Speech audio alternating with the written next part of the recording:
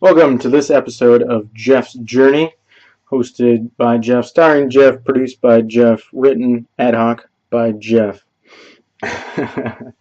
Alright, a bunch of stuff we can dive into over the last few days, but let's dive into some health stuff first. One, I've driven over 600 miles in the last 2 days, and done quite a bit of walking. So lots of impact to the spine from that, which at one time I could not take very well at all. I seem to be taking it pretty well. Now, that's not to say there weren't hang-ups. Yesterday I went to a Renaissance Festival on the other side of the state, and so I worked for a couple hours in the morning, then ate and showered, got ready, drove a couple hours, a few hours across the state, spent a handful of hours or a little more walking around a Renaissance festival, and standing or walking most of the time, because sitting for that long doesn't work for me, and especially on hard benches and whatnot. I do better standing, which is why I'm at a standing desk when I work. And then drove back, stopped at my cousin's house, Raymond, who gave me a phone, which is pretty awesome. He gave me S7 Edge. I have to go into the Verizon store tomorrow and get this thing set up, so it's a nice upgrade from the one I have, which is this old Samsung Victory, which I do like that it's small, but it sucks. It's horrible. It's so broken. It can't even run a maps program properly. So, and also my car, which, the car's pretty nice. I got that Lincoln for $700, and it works pretty darn good. And it has a big tank, and it's 23 miles to the gallon, so I can go all the way across the state and come all the way back across in one day. One tank of gas. And most of my driving today I did on the same tank of gas, so that's nice. But the plugs don't work where I would like power a GPS, because I have a GPS and I have a phone, and none of them work where you would push in the lighter thing or charge something. They stopped working. I wonder if that's a fuse in the car. I'm not really sure, not savvy in those types of things. Now, it's not to say I haven't had issues. For instance, late last night, that was a very full day. I was very tired driving home. I stopped where there wasn't a red light.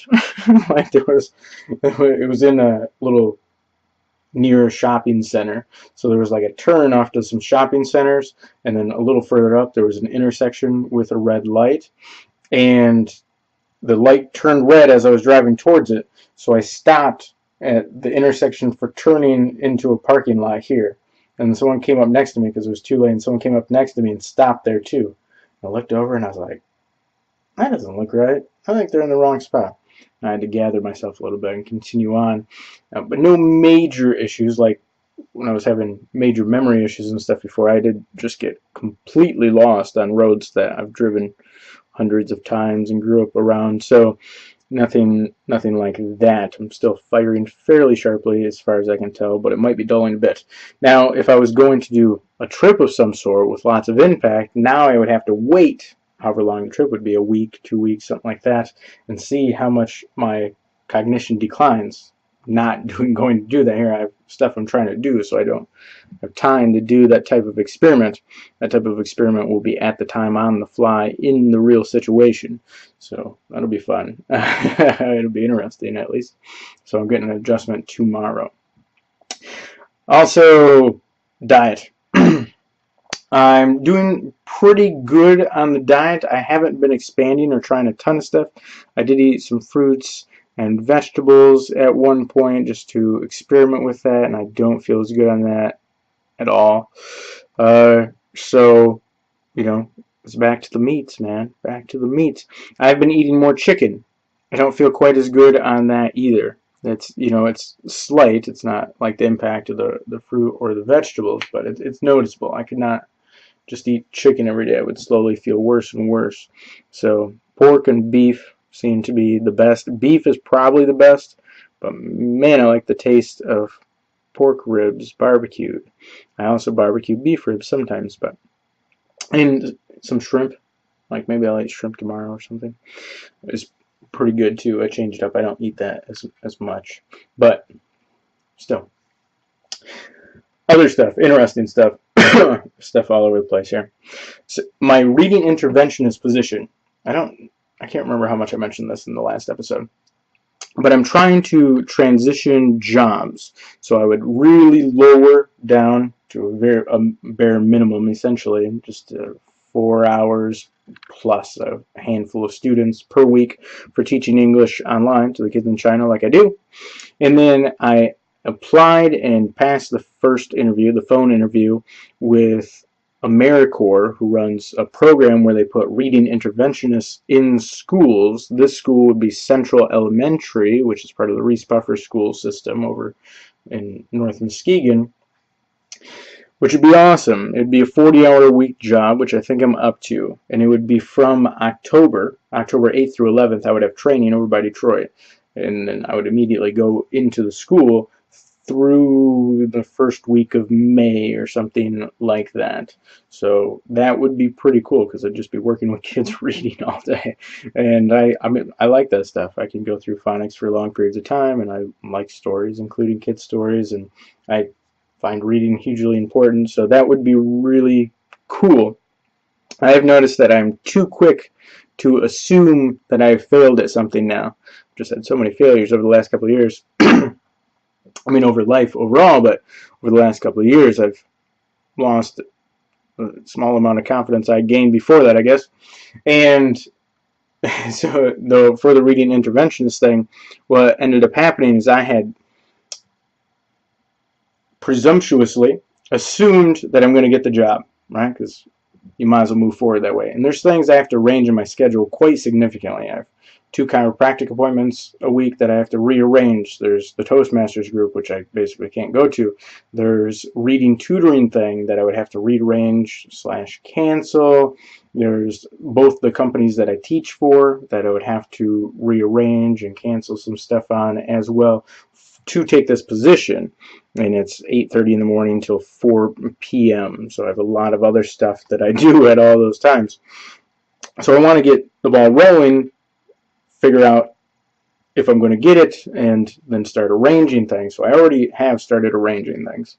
And assuming I'm going to get it, and I had arranged an interview, I contacted the woman, I contacted Central Elementary, got the contact info for the woman that actually runs the program there, and then contacted her, and we set up a meeting, an interview essentially, with her and me kind of privately, not through the AmeriCorps program. And then I did a phone interview with AmeriCorps, which went really well, and later that night, I did it at like 1 p.m. I think, and later that night at like 8 p.m., she messaged me, the woman at the school messaged me and said, you know, we can't have our interview on Friday. It was a couple of days before Friday. We can't have our interview on Friday because AmeriCorps told me we couldn't, essentially. And I was like, well, there goes that plan. You know, they didn't tell me I didn't get it, but you assume if they're canceling interviews, you would set up immediately, well, a few hours after you had just done the phone interview. You know, things have not gone well. Oddly enough, it was because they wanted to bring in someone from Grand Rapids that works at AmeriCorps to the visit. So I think now I'm meeting with a person from AmeriCorps, with the teacher that runs it at the school, and maybe the principal this coming Thursday for an interview. So that'll be cool because I've good hopes for that, high hopes for that. Also, I started taking a course in teaching English as a second language from Cambridge University, which is unique, kind of interesting. When I was looking at going to France to be a private family tutor in France, which I was offered those positions, I just had the major health issues and couldn't end up taking those. I was also offered jobs at schools in China and just wasn't able to take them. The one woman in France, we were talking online, and she could not figure out why I'm always going to college or going to university, and right, which I don't even have, like a bachelor's degree. I don't even have an associate's degree, but I'm always taking some sort of course through something somewhere. In this case, Cambridge University, and it was funny. I was like, I like taking them. Find them interesting. And I told her I assume I'll never not be taking something like for forever just to learn stuff. It's interesting. Also, I finally wrote my testimonial for Beacom Chiropractic, which I've been putting off 4 months, and I explained that in the article and stuff. One of the weirdest testimonials that you'll ever read. Doesn't even really, the long part doesn't even really read like a testimonial. So, but I put a couple of blurbs in there too to kind of cover myself.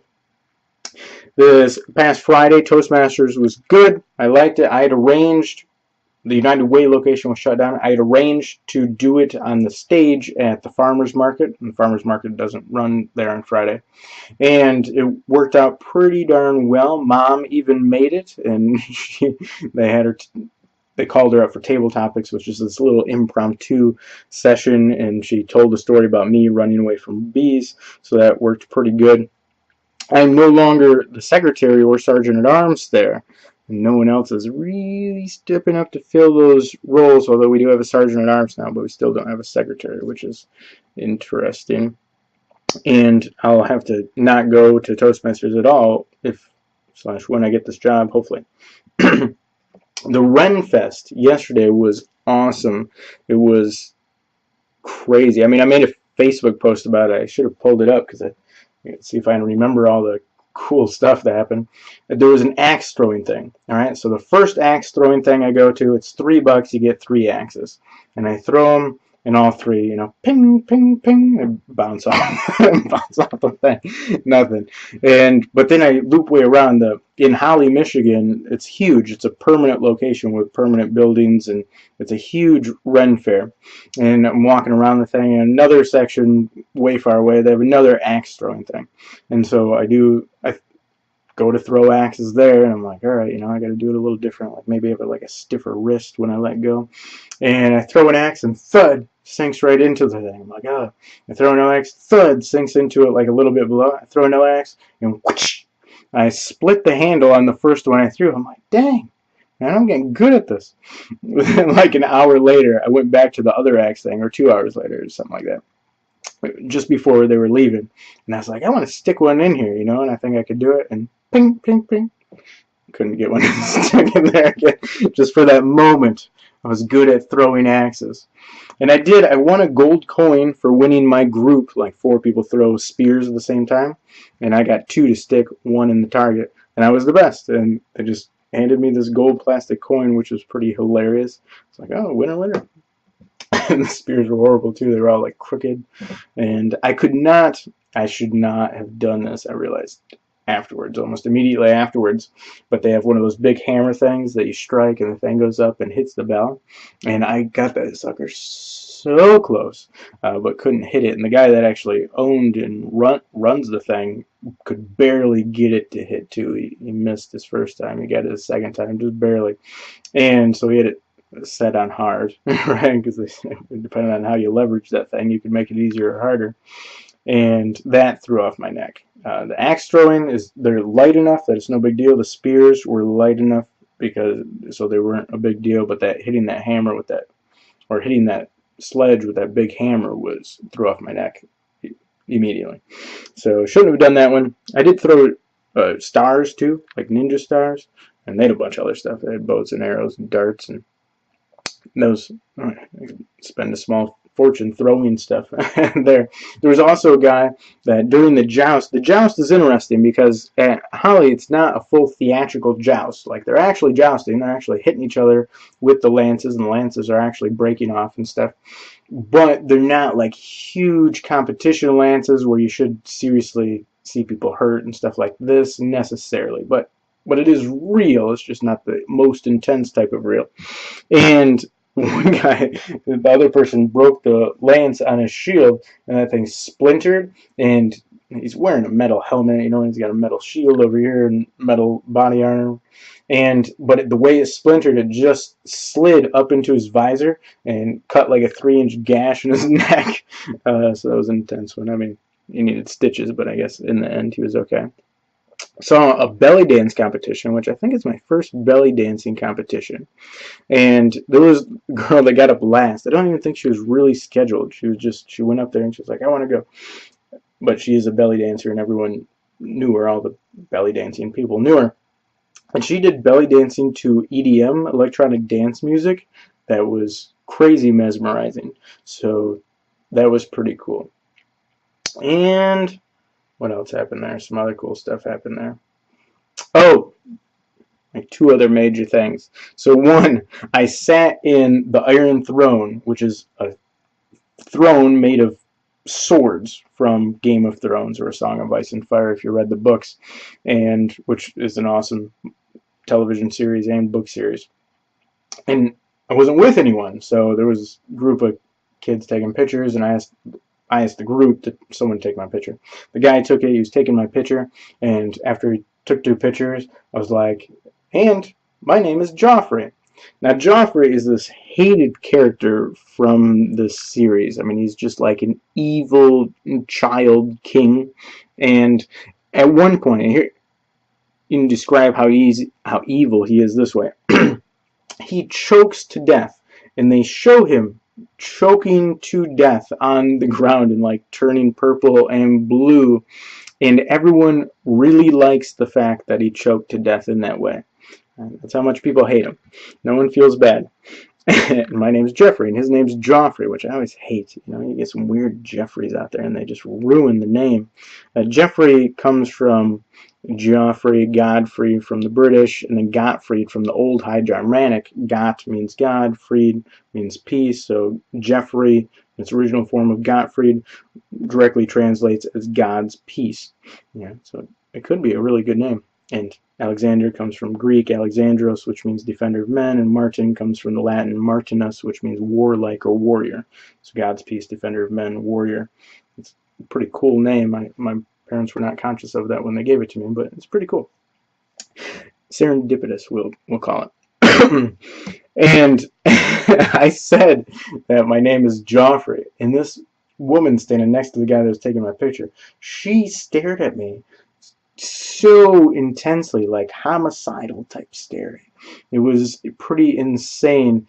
It made me uncomfortable. I was like, I'm just joking. My name is Jeffrey. Don't take it too serious. So that was pretty funny. And then there was this guy in a leather shop, and they're trying to promote his leather goods that they were making, which they make some awesome stuff. It'd be cool to buy. At some point, I want to get into the Revenfest, Comic-Con, something like that, dress up, do some of that. I've been to some of that stuff, but I've never done the dress-up portion of it and whatnot, and I want to. So I think as I get older, I might be becoming more childlike to a certain extent, or just staying that way. We're on the riverboat today, and a bunch of kids were playing make-believe that they were on like a submarine, and like someone was attacking from the shore and they were shooting missiles back.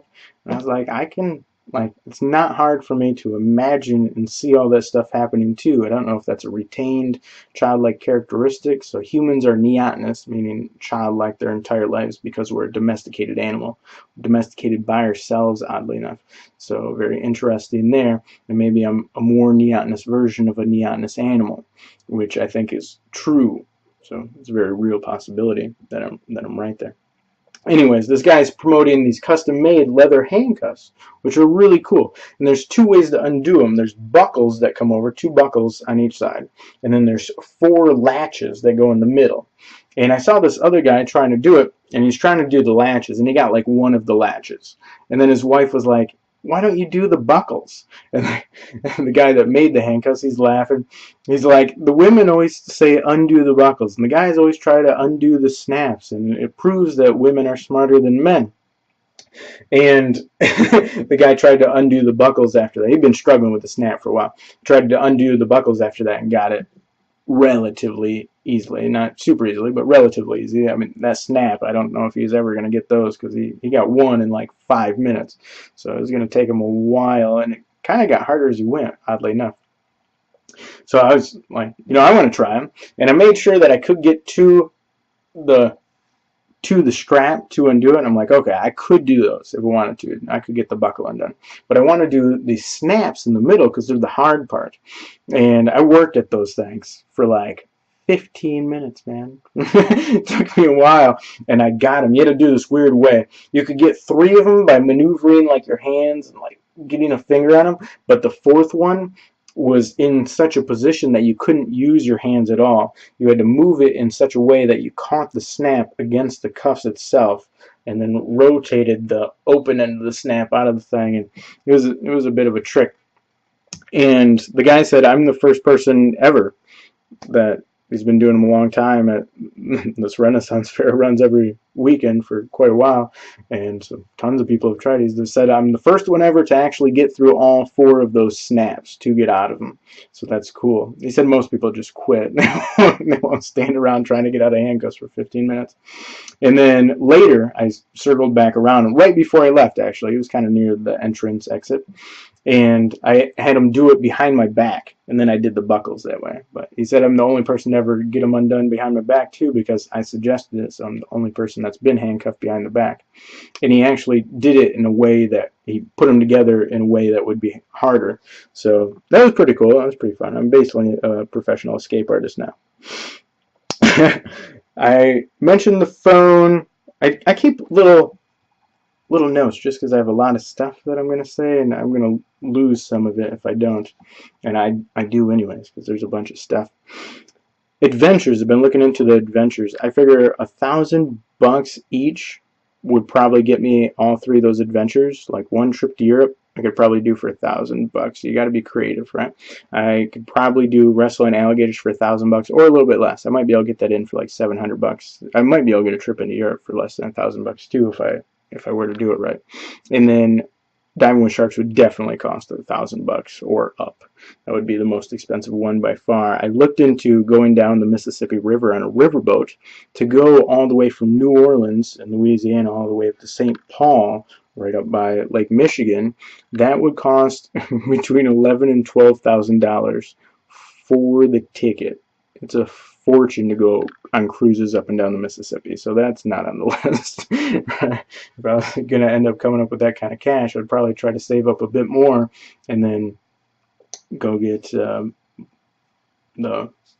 platelet cells therapy, stem cell therapy down in Panama, which I'm not doing that. So, but I have been reaching out to those places. There's a place in the Greater Bahamas that the issue is traveling there. The cheapest tickets you're looking at are not going to be super cheap. I don't know how much they would end up being in my time frame. All this is after the job. Assuming I get the job, ends in May, then I'll be looking for unique opportunities starting May, June, July, etc., and try to get one in there. But I could ramp up my teaching again, and also with this phone, I might try at some point now that I have a nicer phone. There's certain companies that you teach through your phone, but they only allow a phone. I had such a bad phone before that I couldn't run the programs on this phone, so I might be able to do that on this phone, and that would be cool because some of those companies could work good, and then I'm basically carrying my job in my pocket, so that'd be nice. Adventures, yeah. I've been excited. I was driving to the chiropractor one day, and I just decided that, you know, I used to have this view of do the adventure, it's a risk, I know that, but if it goes bad, you know, it's probably worth the risk of it going bad. And I've had to back off, and I've become much more cautious over the last couple of years because all the health issues from Africa and whatnot. And that view of life just doesn't jive with my personality. I have to have some sort of adventure that I'm planning. It seems like complete jump. I installed a PQ app. I can't remember what it stands for or what organization it's a part of. I've been looking at it for over a month, but I installed it on my website. So now when you go to my blog, jeffreyalexandermartin.com, you can be reading something, and if you don't know a word, something like that, you can click on the word, and it'll pull up this other version of the word, like a little pop-out. If you click on the word again, it'll start sounding it out. Click on the word again, depending on how big the word. It'll sound out the word for you, which is really cool. And there's like a little X design thing next to it. If you click on that, it'll give you definitions of word. You can click another thing. It'll give you synonyms. It'll give you the etymology of it, and which is super interesting. And I think it might be useful for, I get a lot of visitors not from the United States. Most of my visitors are from the United States, but I get people from France and Colombia and India and China and the Ukraine and all over the place. So it might be useful for them or for kids that are coming to the site, and there's some big word that I used, and maybe it was necessary, it was an accident, or I don't know. Sometimes I use big words and I don't even realize it. So it could be helpful in that way. I think it's cool, nevertheless. I just think it's cool. That's basically why I put it on there. I'm working on the horror story. That's part of what I'm avoiding right now. So I'm working on a couple of different versions. There's the guy that I'm doing the stories with, Oleg. He wants me to do a succubus story, which I had mentioned in one of the articles, which could be cool, but I think there's a logistical issue, so I'll be working on that. There's a zombie story that I'm actually working on. It'll only be 1,000 words, so it's very short, which offers unique obstacles and opportunities. So I'm playing with that idea. Mom and I went on the riverboat today, which was a blast. I do like riding around on the riverboats, and the Grand Lady in Grand Rapids is awesome. It's a 2-hour ride. It's a nice big boat. It's a rear paddle wheel, but 2 independent paddle wheels in back, so it maneuvers very nicely. And it's just a fun ride. It's a nice section of the river, nice and wide, and a lot of kids were on it today.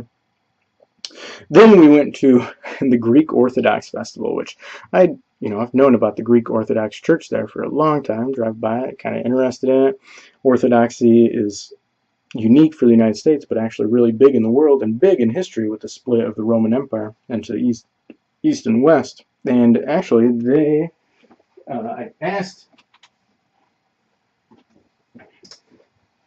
I got a tour and asked lots of questions, of course, and we watched some of the traditional dancing and stuff. And I got some literature on the Orthodox Church, so I'll probably delve into that a little more at some point. Super interesting, though. Really, really interesting. I liked it. It was cool.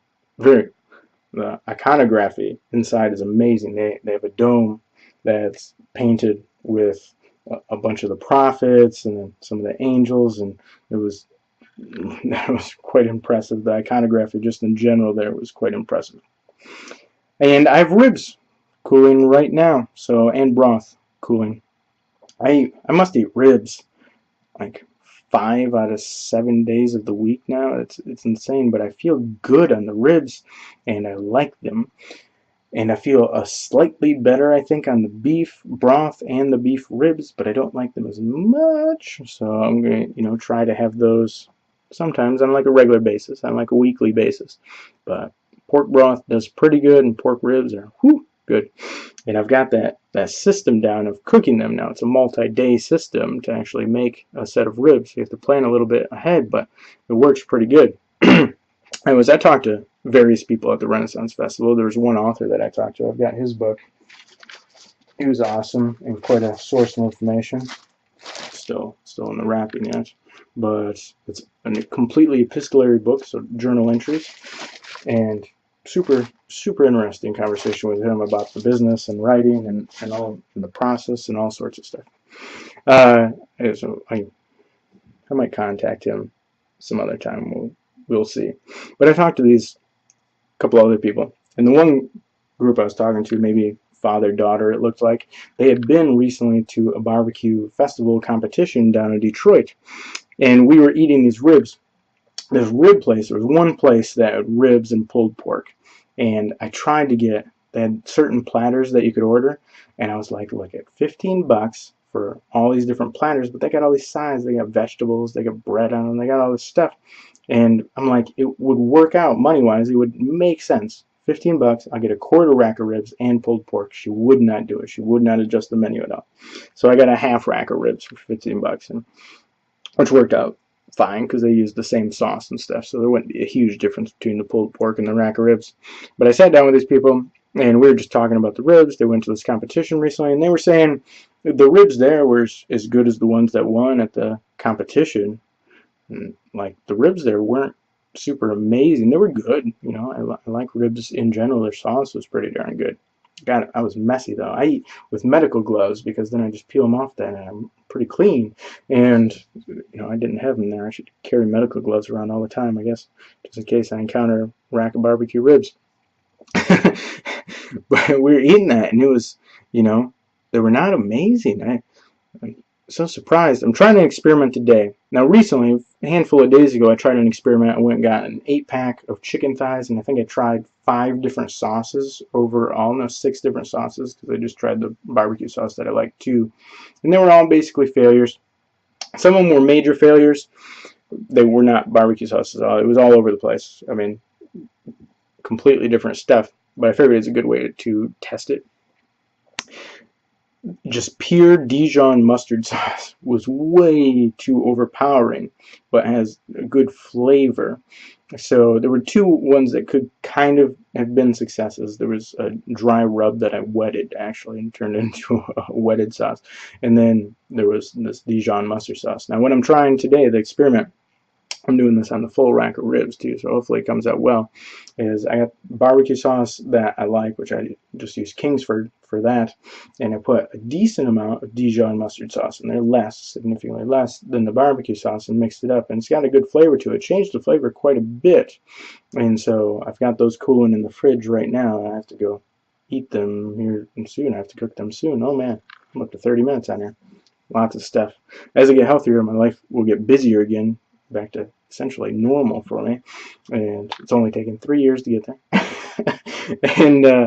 and I guess I'll have to do these more often, otherwise they get tremendously eventful. But that sauce has pretty good flavor to it, so we'll see how this experiment goes, but I've got high hopes for it, so we will see. Anyways, that's what I've been up to, and that's part of the plans for the future. Schedule is definitely filled in. I'm also playing with transitioning to having an online calendar, but man, I do like that physical calendar. But the online calendar lets me look at stuff faster and easier for deadlines for like writing competitions and stuff. So we'll see what I actually come out with there. And then the psychology framework that I've been using is working great. It's very simple. I kind of invented it. I mean, other people use similar stuff, but I was just making up stuff, trying stuff, always trying stuff, and this one is like working. So that's pretty crazy. I really like it. Otherwise, interesting, cool stuff in the future. I will see you in the next episode. Bye.